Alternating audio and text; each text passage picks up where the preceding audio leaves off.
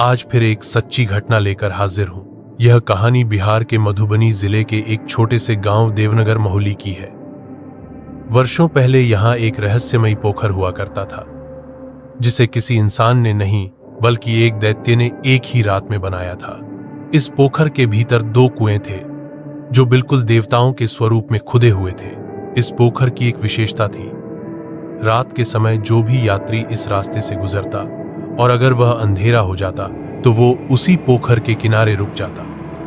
वहीं रुककर वह यात्री स्नान करता और हाथ जोड़कर प्रार्थना करता, हे पोखर के देवता, कृपा करके मुझे रात्रि का भोजन बनाने हेतु एक बर्तन दे।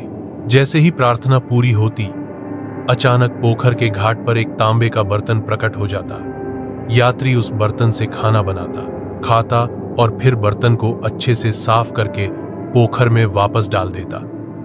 यह क्रम सालों तक यूं ही चलता रहा, लेकिन एक रात सब कुछ बदल गया। एक लालची यात्री उस पोखर के पास पहुंचा।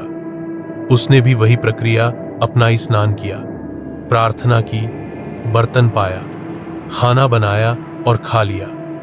लेकिन खाना खाने के बाद वह उस चमकते हुए तांबे के बर्तन को देखकर लालच में आ गया। उसने वह बर्तन पोखर में वापस नहीं डाला, बल्कि चुपचाप उसे चुराकर अपने घर की ओर निकल पड़ा।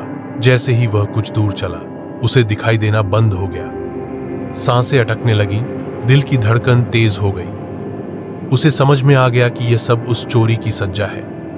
वह जैसे तैसे रेंगता हुआ वापस पोखर पर पहुंचा और हाथ जोड़कर माफी मांगने लगा। बर्तन वापस पोखर में डाला।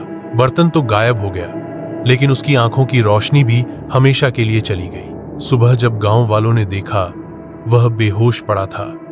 उसे उठाकर गांव लाया गया, जहां उसने अपनी पूरी कहानी बताई। गांव के लोग एकत्र होकर पोखर के पास माफी मांगने पहुंचे, लेकिन तब तक देर हो चुकी थी। उस दिन के बाद कभी भी उस पोखर से बर्तन नहीं निकला। आज भी वह पोखर वहां मौजूद है और उसके अंदर वो दोनों देवताओं के समान बने कुएं भी।